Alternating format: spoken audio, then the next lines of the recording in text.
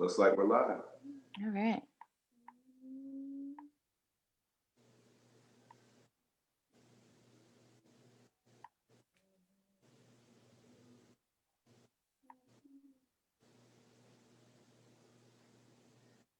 All right, let's see if I can find it and see myself talking.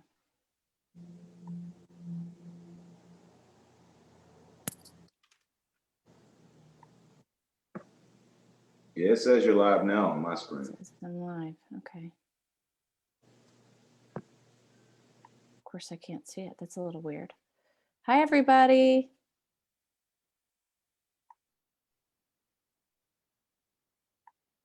Let's see if we can.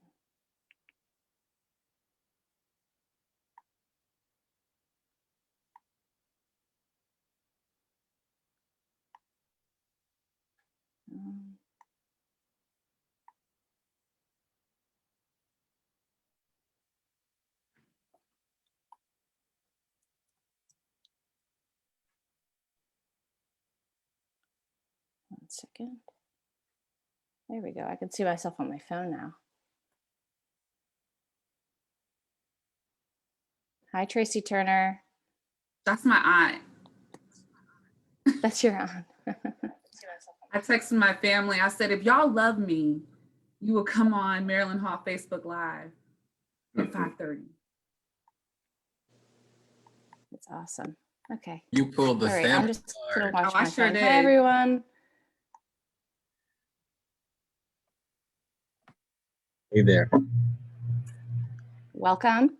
My name is Emily Kohlenstein. I'm the exhibitions coordinator at Maryland Hall.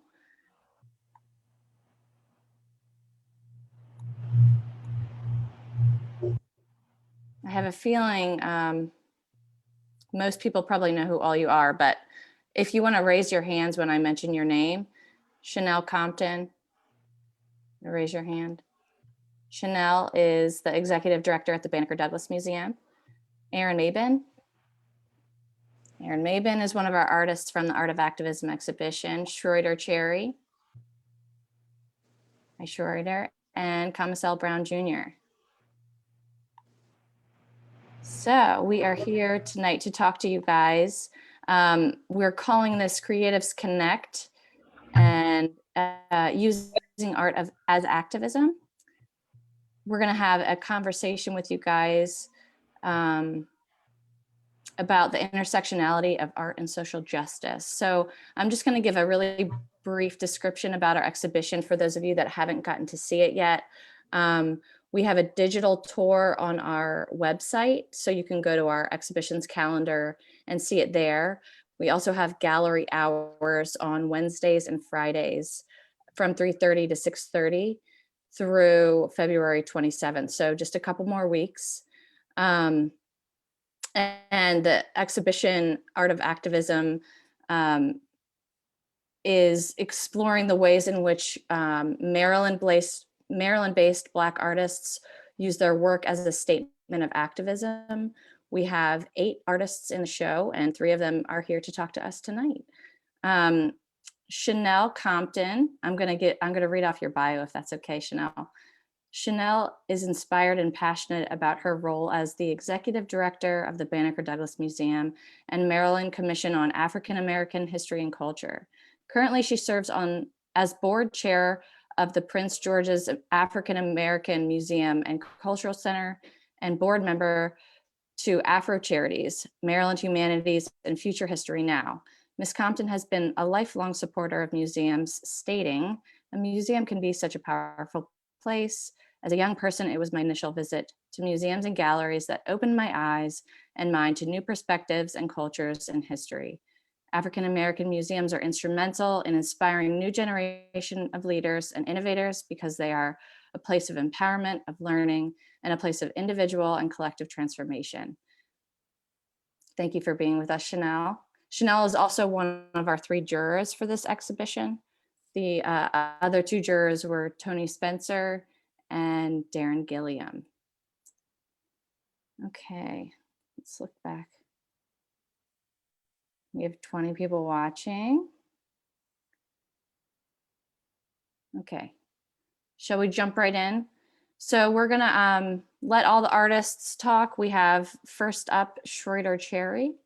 Schroeder is originally from Washington, D.C. and is now a Baltimore-based artist who captures everyday scenes of African diaspora life. He earned a bachelor's degree in painting and puppetry from the University of Michigan, a master's degree in museum education from George Washington University, and a doctorate in museum education from Columbia University. An award-winning artist, his recent Barbershop Series, which I think we have 3 of those pieces in the exhibition, received sorry, I lost my spot. Received an exhibit at the Walters Museum of Art in 2019 as a Sondheim finalist, and a one-man exhibition at Baltimore City Hall in 2020.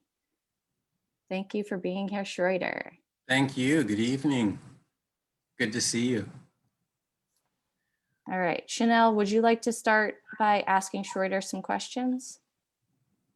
Yeah, Schroeder. I recently had the pleasure of purchasing one of your pieces out of your Barbershop series, and I'm going to try to save up all my coins because I want the whole collection. But can you talk a little bit about how you got started with that series? Like and I wish we had images of those pieces, but they're mixed media.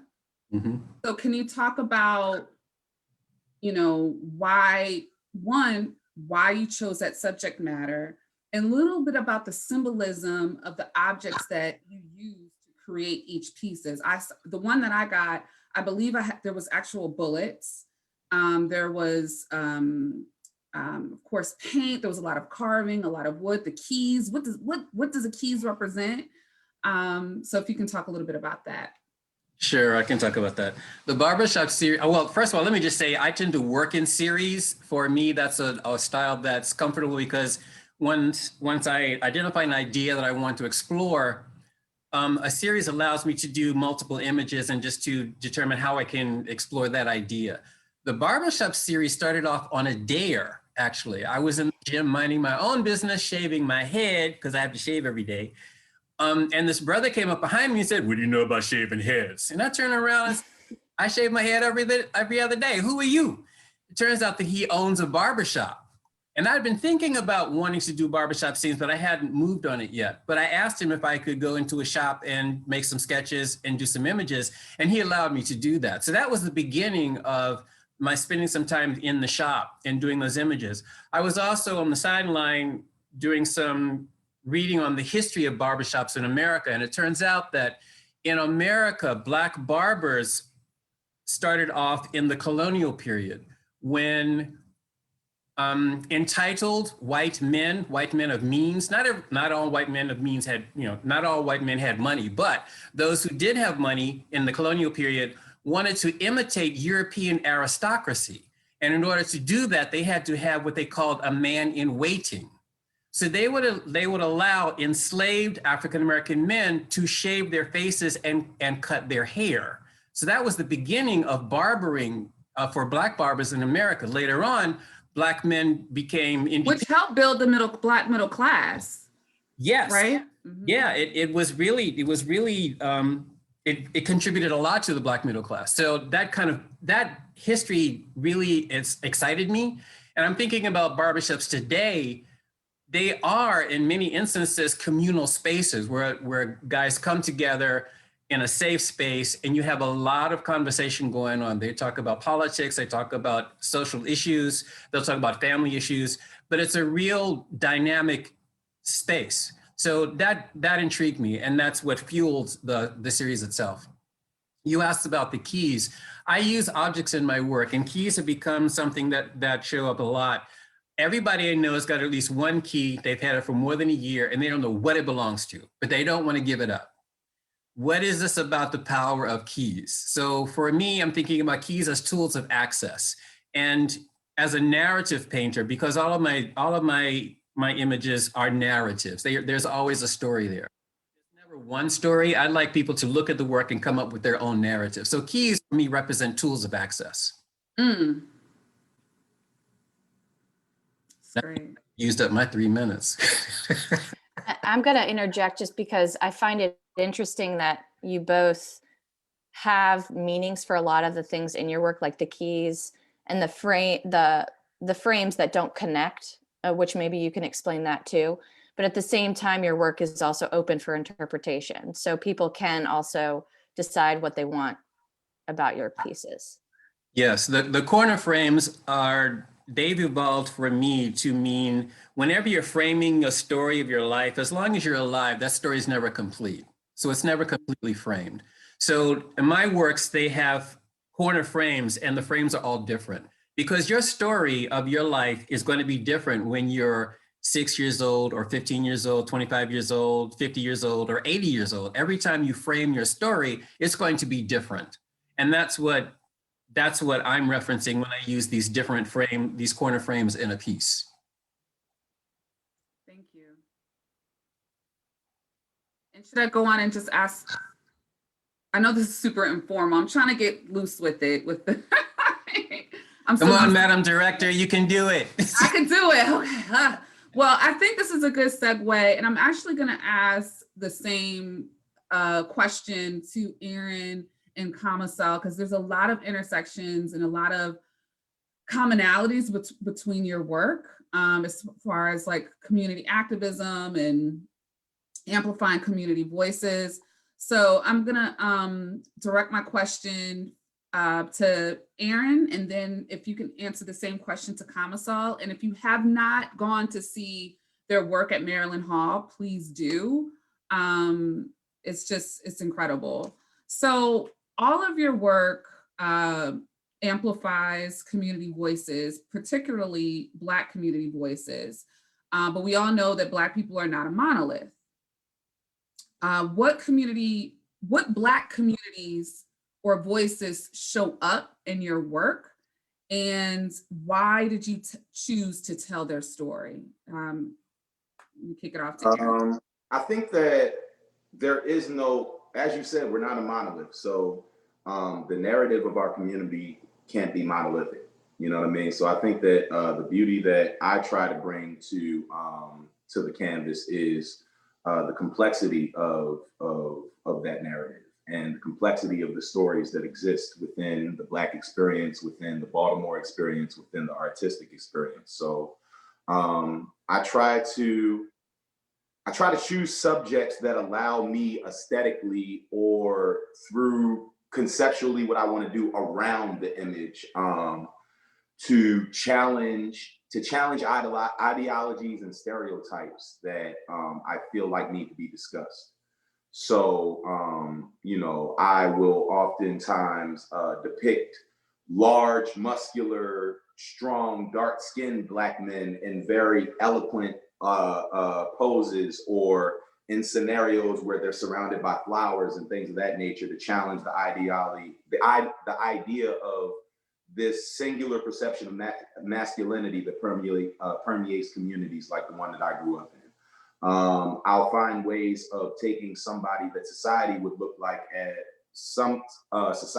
at as a criminal and present them as a human being. You know, I think that the beauty in what I try to do is I try to make what is normal look picturesque. You know what I mean? I have this belief that you shouldn't have to put on a suit and tie to be able to demand respect when you walk out of the house. You know what I mean? I'm just as demanding of respect when I have, you know what I mean, a hoodie on as I do when I wear a three-piece suit. And when I educate, when I teach my kids, whether they be my students or my own children, I teach them to advocate for themselves and for their humanity, because at the end of the day, you shouldn't have to dress up your vernacular or your physical person or your spiritual being in order to be deserving of dignity and respect. And I think that the images that we take in, the literature that we read, the photography that we see on a day-to-day basis, all of that goes into a process of filtration for us in how we value ourselves, how we perceive ourselves in the space and in the world. So I want to contribute to dismantling problematic narratives and creating visual and literal spaces where people can have conversations that will build bridges between people of different backgrounds. What you just said, I'm going to keep with me and share with others. No matter what you're wearing, what vernacular you're using, you still deserve respect, and people should see you for your humanity. And I see that you have a drawing. It looks like of Trayvon Martin with the hoodie, which is so like apropos of what you just said. For sure. It's just because let me just say this. And if I've been to so many like, I can't see what she's talking about. She's talking about this image right here. That's incredible. My little collage back here. Go ahead. Yeah, but you see, I'm sure all of you can attest to, you know, hearing other people say, well, pull up your pants, you know, or speak like this, or wear a suit and tie. Like, right. Seeing that as an excuse to dismiss a person's humanity, a person's livelihood. Right. No.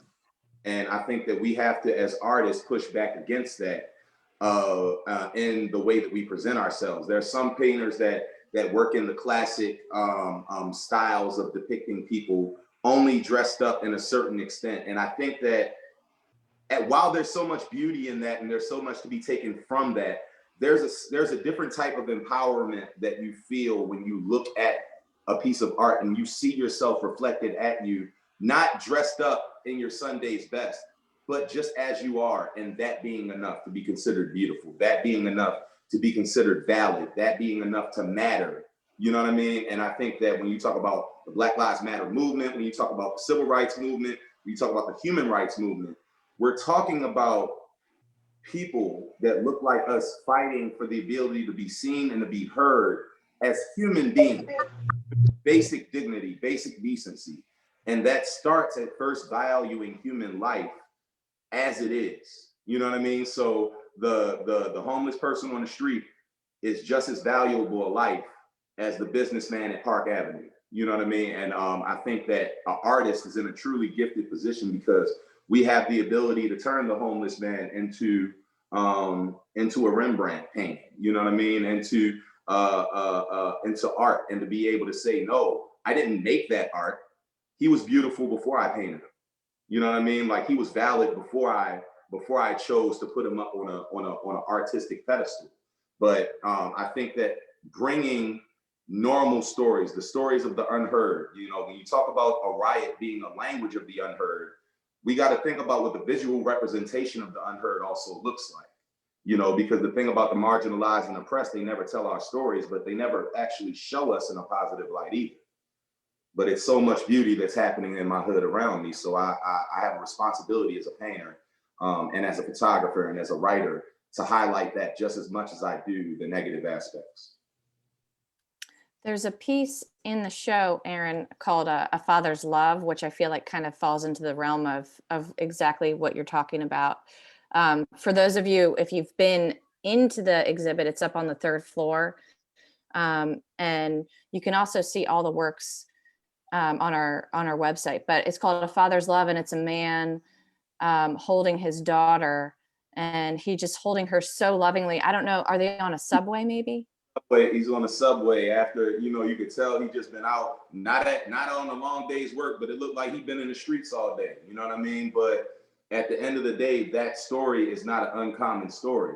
But you would hear that Black fathers aren't around, that they're not present, that they don't exist. And I look around, and even in a city like Baltimore, I don't see a representation of that. All the Black men that I know, that I surround myself with, are amazing fathers. And regardless of what they do for a profession, whether it's above ground or not, they move hell and high water for their young kids. And at the end of the day, we need to show just as much humanity to that story, you know what I mean, as we do other stories that get put on Front Street.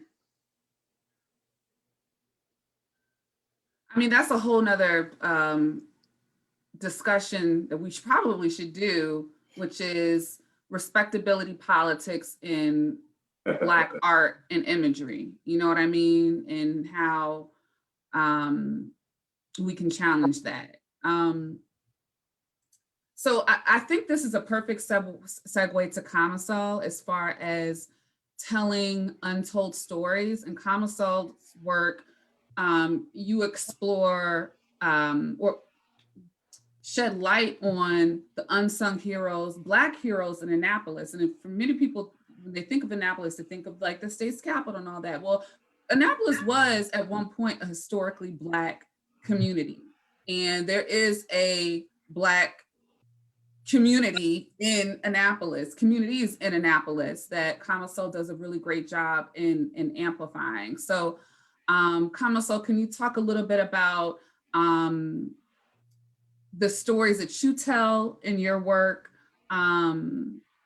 Particularly, I'm interested in the work that you did. When I say I'm being selfish, you know what I mean? I really thought the memorial piece that you did from your colleague, who was also a community leader, talk a little bit about that and the work that you're doing in Annapolis, or whatever else you want to bring up. Well, and it's good that you brought that up, because the incident that happened to my best friend, Trey the Kid, that I would love for you guys to look up. He was an excellent father, rapper, community leader, and a great friend from Annapolis, who was tragically murdered senselessly for no reason. And it just short and derailed his career. So I've always been doing art, but that was kind of the incident that really planted a seed in me to use my work and ideas to really tell stories and amplify my voice with a paintbrush. So the first mural that went up was actually done by Jeff Huntington, but I just kind of helped him select the image. I gave him the idea to put the cardinal on the hat that he painted a Trey, because both of our parents died. And I told him that my mother had a real thing for wearing red. So when she passed away, I started to see this cardinal fly in my backyard and just anywhere that I would pop up all the time. So when Trey the Kid's parents died, he started to see the same thing. So it was a connection that me and him had. And when he passed away, I felt like it was great to put that cardinal on his hat to just show that symbolism. But a lot of my work like that is just stories about people that mean a lot to me or meant a lot to the community or city of Annapolis. And that's what led to me partnering with Jeff Huntington and Dee Ward to do the George Floyd mural on the city dock. And that, had a lot of headlines. It reached the cover of Time magazine on the internet to tell the different stories of social injustice that was going on. So, that's just been my driving force. And the Breonna Taylor mural, you worked on the Breonna Taylor mural as well, which had global. But you paint the paint and walk the walk. Like, you actually went to Kentucky to protest for justice for Breonna Taylor, and brought Tamika Mallory, her mother, to Annapolis. I'm sorry, yeah. Yeah, and it's funny, Tamika Mallory is actually an activist who strongly speaks Tamika, for social. I don't know why I love Tamika. That's why she's on my brain. But yeah. It's all in the same arena of social justice. So it was a pleasure having Breonna Taylor's family come up. Most importantly, her mom, her boyfriend Kenny Walker, his father, and just all of their family and friends that came from not only Louisville but Detroit.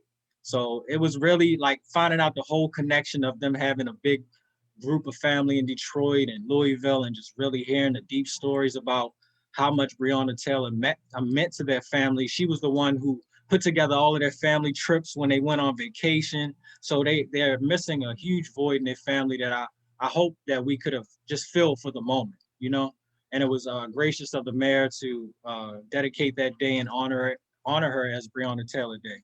So all of those moments and my participation in those pieces of artwork was great to be able to participate in the Artists and Activism exhibit and be able to create works of art that display people and stories in our community that mean a lot and should be told. Awesome. So at last, the one thing that I wanted to speak on about the banner and the Fight the Power artwork is that encompasses the community of Annapolis, but if you look at it, it could be a reflection of any urban city in America. And it shows generations of our people marching in the streets, fighting for justice, And it just shows that we've come a long way. If you look, there's an older woman in there, there's a young guy leading the march who of course has more energy, and you just have a lot of people following that movement. And I wanted to showcase the main victims that I hear and see due to police brutality, which was Breonna Taylor, Trayvon Martin, Sandra Bland, Michael Brown, and yeah, and so that's what I wanted to put out there. I'm glad you mentioned the banners, man. And I have to give a shout out to Maryland Hall. The way that you guys handled this whole banner exercise, you gave us a blank slate. You said, here are the banners. You can use the word that's on the banner or not, Black Lives Matter, but just go for it. That was a tremendous leap of faith. But what I think you got was a real example of how all the artists came to it differently. We all came to it in a different way. And I appreciate seeing that up on Maryland Hall. Well, thank you, Schroeder. Yeah, that Great. was a little bit of a risky thing that we were kind of excited about.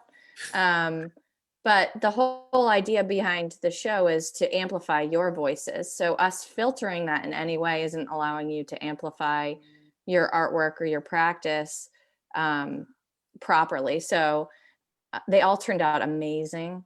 And it's another cool part of the show that people can just drive by because it is right near a neighborhood.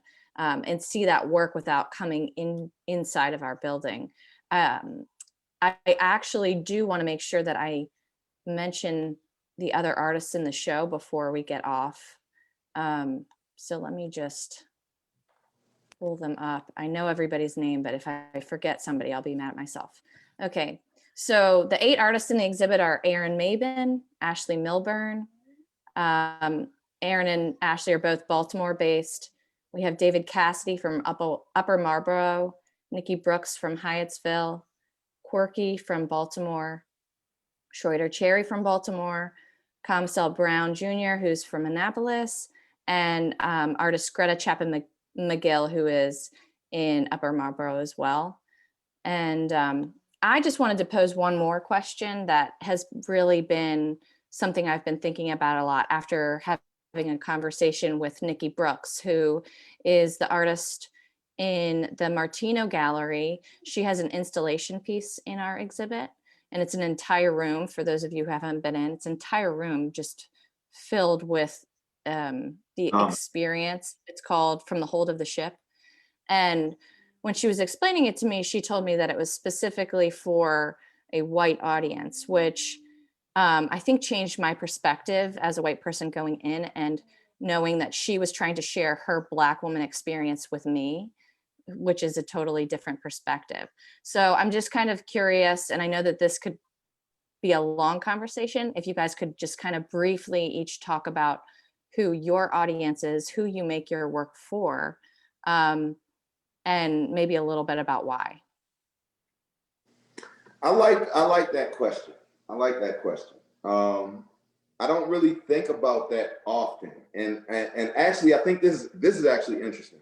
So, even the fact that now we're having discussions like this about this type of content, right, is indicative of the growth that we've seen specifically in the art industry over the last, I would say, 5 to 10 years, because Emily, you know this, I literally wrote the book on this 5 years ago, right?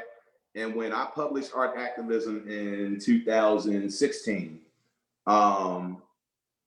it was like the only reason that the title of the title of the book was because there was no working definition of that term. There was no widely discussed spaces that we were having really large conversations about this, about what the artistic role is in these discussions. And I think that the good thing about the role of the artist is we have the ability to not really have to care who our audience is, right? Some artists may, I really don't. There's only been one time that I've ever intentionally brought up who's in my audience and who isn't, and that was in my book. The very last essay of Art Activism was a letter to white America. And the whole reason why I ended the book with that was because if a white person had finished this book, that I needed them to know that this book wasn't for them. I didn't write this with them in mind. I didn't write this. This was a love letter to my community. This was a rallying cry for my people, blah, blah, blah. But if you've read this far, I appreciate you going through this journey with us. And if you're really concerned about being a part of the changes that we're talking about, this is how you can help. That's the only time that I think it's important for an artist to even care about who your audience is. Because I don't care whether people like my work or hate my work. I want to make you feel something. I only get offended if you're indifferent to it. So whether the audience is my demographic, whether it's a demographic of people that don't share my same culture or life experiences, there's still something to be gained from the work, because at the end of the day, you're taking in someone else's culture, somebody else's experiences. So I think that the art can really be for anybody. And depending on how you feel is what it's brought out of you. But I think that if I were to care or think too heavily about who I'm creating this work for, then I might start trying to pander to what I think my demographic wants to see, I don't want to make you feel comfortable. I want to challenge you. And I think that the way I'm best at unapologetic and unfiltered in my opinion and beliefs artistically is if I don't even care who I'm creating this for. I just put blinders on and say, the work needs to exist. The discussion needs to be created. I don't know what the world is going to do with it once I give it to the world, but I need to create it. Yeah, I think that's a good point. When you ask any creative why they're making something or who their audience is, it's a tricky question because we don't always start with the audience. I think that's an end product.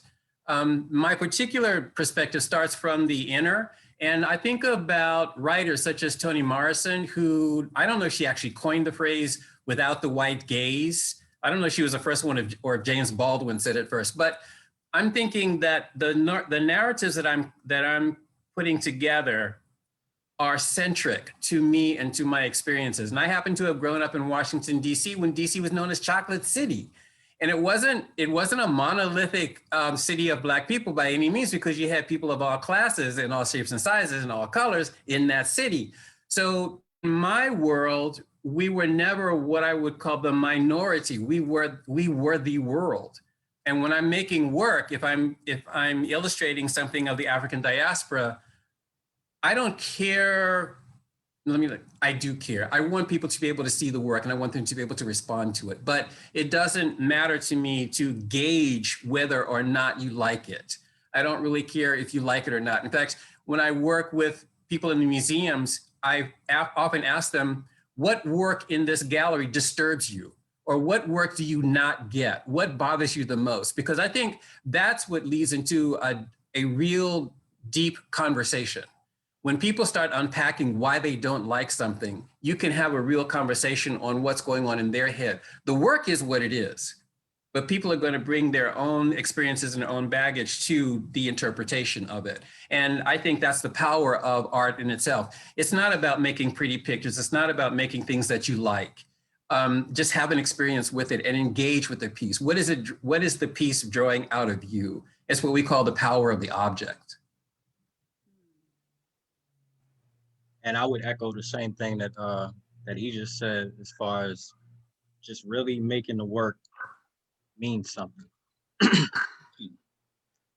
And yeah, I don't really have a specific crowd that I'm aiming for. I would say this: if I like to make my work for people who conversate, like someone who really wants to have a deep conversation. I don't want you to be afraid to speak about the emotions that you get when you see my work. I really want you to talk about it, and whether you like it or not. And then there's a side of me that just wants to make stuff or artwork that depicts moments in history or people that are historic to me, but they're not getting enough publicity. So I want to leave an image of them up where we can just have a conversation. And to show you guys an example of how that really meant a lot to me was when we did the Carl Lester mural. It was so great to be working on this piece of artwork and so many people drive past and literally stop their routine or wherever they were going to stop and look at this work and tell us personal stories that they had with Carl Lester and how the artwork affects them. And we've seen a handful of people bring tears to their eyes because they aren't able to see Carl Lester walk anymore and do what he usually did. So to see that type of effect from our artwork and to see people to be able to bring back memories that made them feel good or that they may have once forgotten about, that means a lot to me. I like when my work can really affect people emotionally. So that's what I make it for.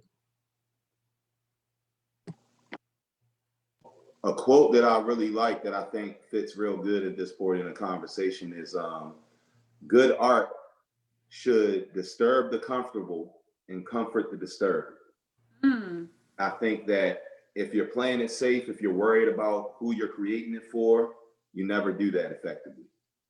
You know what I mean? If you're creating art that's true to your voice and who you are, then it's going to warrant some kind of reaction. I think that all of us have kind of echoed the similar sentiment. I'm only offended if you're lukewarm to my work. Love it, hate it, but I want to make you feel something. Absolutely. Well, I think one of the things about the word activism is people that are passionate and are pushing something that they believe for. And so having a show, Art of Activism, the 8 artists in this exhibit are extremely passionate about what they believe in and about their artwork. And you can see it in the 3 of the artists right here. If you haven't seen the exhibition, I highly suggest you come. Gallery hours again are on Wednesdays and Fridays from 3:30 to 6:30 p.m. through February 27th. You can also buy artwork online or see the gallery tour. If you go to our website, top right-hand corner is, let's see here, in the galleries, and the drop-down menu is either exhibitions calendar to view the tour or shop the galleries. You can see all the beautiful artwork up there. Guys, thank you so much for talking to us. We should do this once a month. And Chanel, thank you. Do you have anything else that you want to ask, Chanel? No, I'm really happy that Comacell's banner will be installed at the Banneker-Douglass Museum this month. So you can see it at the exterior of our facility. It's still Black Lives Matter is the name of the banner. And we're just so excited that it'll be at the State's Museum on Black History and Culture. Our museum was founded as an act of social justice. Our founder survived an assassination attempt herself. She founded the Maryland Commission on African American History and Culture in response to King's assassination. Her name is our founder is Verta Freeman Welcome, Senator Verta Freeman Welcome. And if you don't know, you should know, she's Maryland's first state African American woman senator. And she founded this museum to actively preserve and authentically preserve Black history and culture in the state of Maryland, because how can you really hate someone if you know their history and culture? And now that we're in this new wave, our kids from Baltimore out there every year. All of my students have come out to that museum every year for the past few years. So it's definitely a must see. I encourage everybody to visit. Thank you. Thank you so much, Aaron. And thank you for all the work that you're doing. And we're just so happy to partner with Maryland Hall because we are intentionally trying to dismantle systemic racism and oppression through these intentional partnerships. So more work to come. Absolutely. And if I could, I would like to send a quick thanks to Maryland Hall. You guys have been very, having your boots on the ground with reaching out throughout the community, the whole entire DMV, and then really finding gems like me, Cherry, and Mabin, and and everybody else that was along. So I just appreciate Maryland Hall for really going out their way to show that they want to amplify the Black voice. Especially during a time like right now where so many artists are lacking for opportunities to showcase, with the pandemic and all of that. To any artist that might be on the line watching right now, it's been a pleasure to work with the Maryland Hall. Anytime you guys have an opportunity, definitely need to support them, support all their initiatives. It's because of organizations like this that artists like us continue to have a platform and spaces to have dialogue and discussions and exhibits like this. So thank you to the Maryland Hall. Yeah. Go see the exhibit. It closes February 27th. Yes, and we are going to save this conversation on Facebook. So if anybody that you know missed it and you think they would like to rewatch it, just go to Maryland Hall Facebook page and you can see it there. And hopefully I will get to see you in the gallery hours soon. Thanks, guys. Thank you, Thank Emily. you. Thank you, Bye. everyone. Right. Bye.